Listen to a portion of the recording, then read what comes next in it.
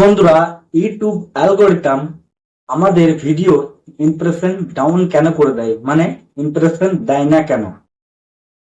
মানে আমরা যারা নতুন কন্টেন্ট ক্রিয়েটর আছি বা যারা আমরা ছোট ইউজার আছি, তো তাদের ক্ষেত্রে কিন্তু এই ঘটনাটা ঘটে।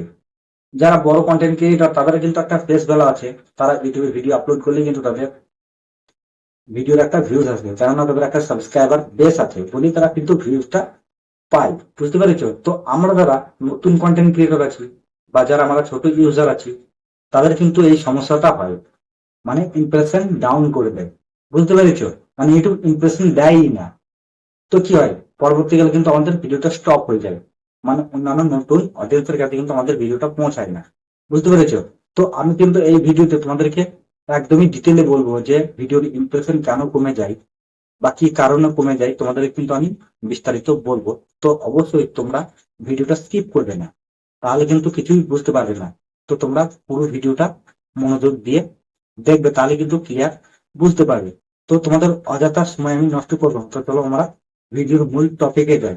তো আজ যে কথাটি না বললেই নয়, যারা আমার এই ভিডিওটা দেখছো তারা অবশ্যই একটা লাইক করবে, কমেন্ট করবে, এবং চ্যানেলে নতুন হয়ে থাকলে অবশ্যই চ্যানেলটাকে সাবস্ক্রাইব করে নিয়ে আমার পাশে থাকবে।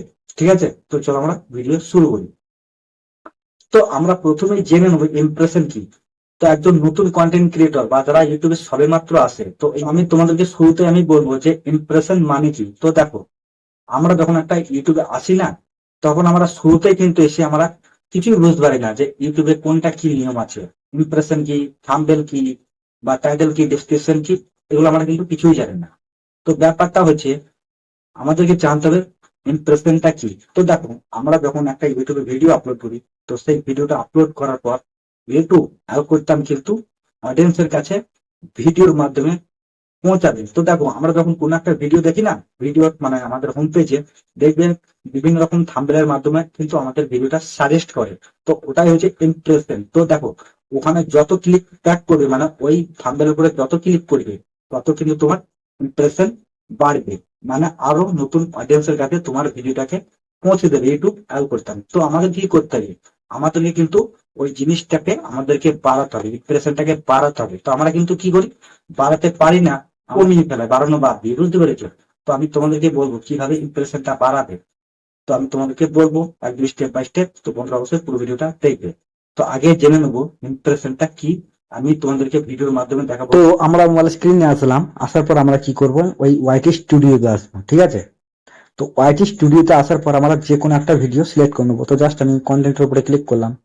তো কন্টেন্টের উপরে ক্লিক করার পর আমি একটা, এই ধরো উপরে ভিডিওটা আমি সিলেক্ট করলাম। ঠিক আছে? তো আগে কিন্তু আমার ভিউজটা খুবই কম আসতো, এখন আমি একটু ইমপ্রুভ করেছি আমার থাম্বনেলের, সেজন্য কিন্তু ভিউটা আসছে। মানে আমার ভিডিওর ইমপ্রেশন বেশি দিচ্ছে বলে কিন্তু আমার ভিডিওর ভিউজটাও বাড়ছে।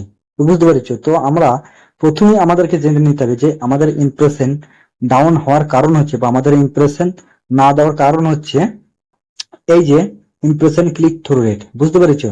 তো এটা কিন্তু আমাদেরকে কি করতে হবে, আমাদের ভিডিও ভিউজ বাড়ানোর জন্য কিন্তু আমাদেরকে ম্যাক্সিমাম, মানে 100 জনের মধ্যে 10 জন যেন আমাদের থাম্বনেলের উপরে ক্লিক করে, তাহলে কিন্তু আমাদের থাম্বনেলের জন্য কিন্তু আমাদের ভিডিওটা ভিউজটা বাড়বে। কেন?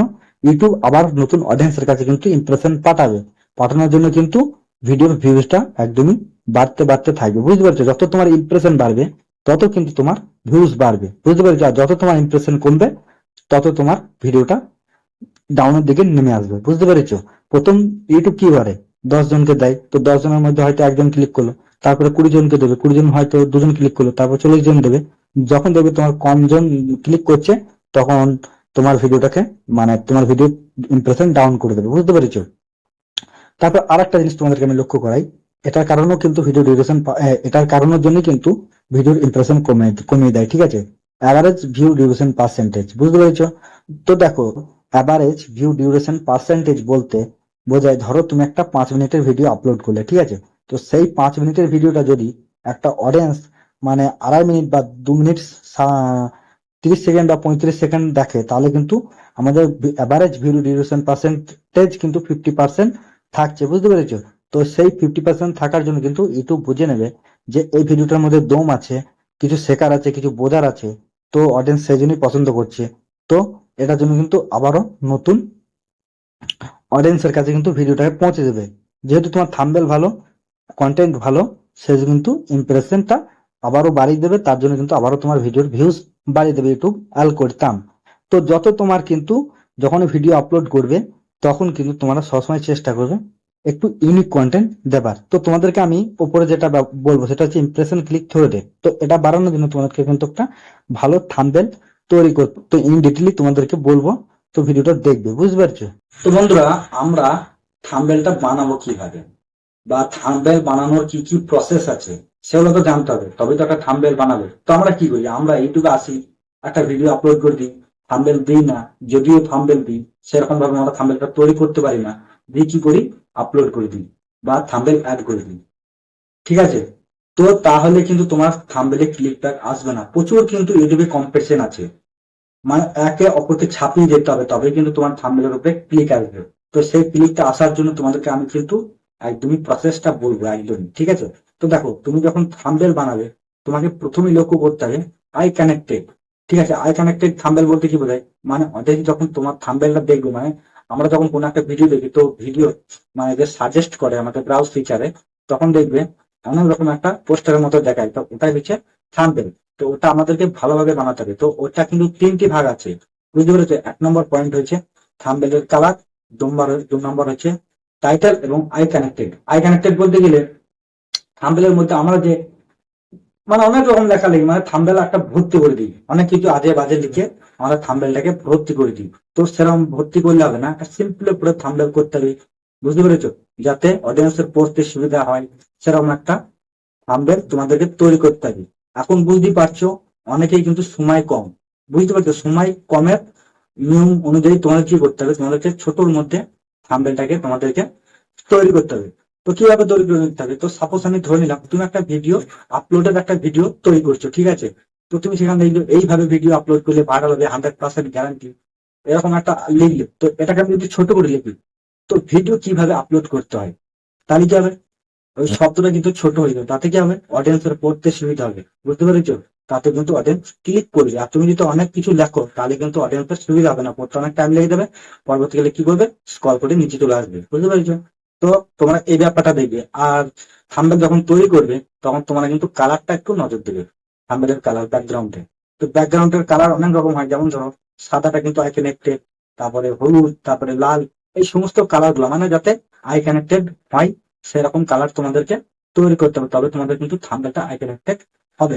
তাতে অডিয়েন্স কিন্তু তোমাদের থাম্বনেলের উপরে ক্লিক করতে বাধ্য হবে এবং ভিউজ পাবে। যত তোমাদের থাম্বনেলের উপরে ক্লিক আসবে তত কিন্তু তোমাদের ভিউজ বাড়বে।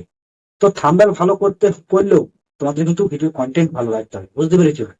তুমি যদি ভিডিও থাম্বনেল ভালো করো, যে ভিডিও কন্টেন্ট মানে কন্টেন্ট ভালো না থাকে, তাহলে কিন্তু ক্লিক ব্যাক আসবে, ভিডিও কিন্তু ডিউরেশন পার্সেন্টেজ কমে যাবে, তাতে ভিডিওটা ডাউন করে দেবে, ভিউজ কিন্তু আর আসবে না। তোমাদেরকে প্রথম কি করতে হবে, তোমাদেরকে থাম্বনেল ভালো রাখতে হবে, তারপরে দ্বিতীয়ত তোমাদেরকে কি করতে হবে, তোমাদেরকে ভিডিও ডিউরেশন পার্সেন্টেজ বাড়াতে হবে, বুঝতে পারছো? মানে ইউনিক কন্টেন্ট আপলোড করবে, যে সমস্ত কন্টেন্ট গুলো ইউটিউবে সচরাচর পাওয়া যায় না, মানুষ সার্চ করছে, সেই সমস্ত কন্টেন্ট তোমাদেরকে তৈরি করতে হবে। তাহলে কিন্তু তোমাদের ভিডিও ডিউরেশন পার্সেন্টেজ বেড়ে যাবে এবং ভিডিওর ইমপ্রেশনও বেড়ে যাবে, বুঝতে পারছো? থাম্বনেল ভালো করবে এবং তোমাদেরকে কন্টেন্ট ভালো করতে হবে, তাহলে কিন্তু তোমাদের ভিডিও ইমপ্রেশন কিন্তু 100% একদম ঝড়ের গতিতে কিন্তু বাড়বে, বুঝতে পেরেছো? তো এই ছিল আজকের ভিডিও। তো ভিডিওটা যদি ভালো লেগে থাকে অবশ্যই একটা লাইক করবে, কমেন্ট করবে এবং শেয়ার করবে। তো চলো ভিডিওটা শেষ করি। তো ততক্ষণ সুস্থ থাকো, ভালো থাকো, আবার কোনো এক ভিডিওতে দেখা হবে। জয় হিন্দ, বন্দে মাতরম।